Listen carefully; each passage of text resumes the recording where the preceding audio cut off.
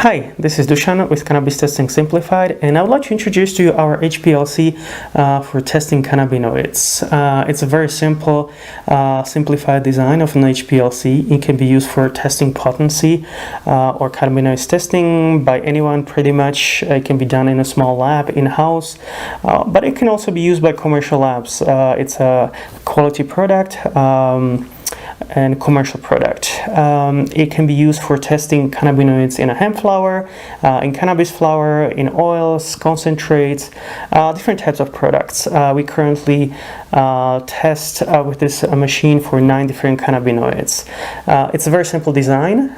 It contains, at the front you can see a small pump. It has a heated HPLC column compartment. We supply the machine with the HPLC column as well as a guard column. It can be very easily connected to your computer or laptop. It's applied with an HPLC software and also a reporting software so that you can easily generate reports or certificates of analysis. If you have any questions, let us know. We would like to know your feedback, or just like this video, it helps us a lot. Thank you.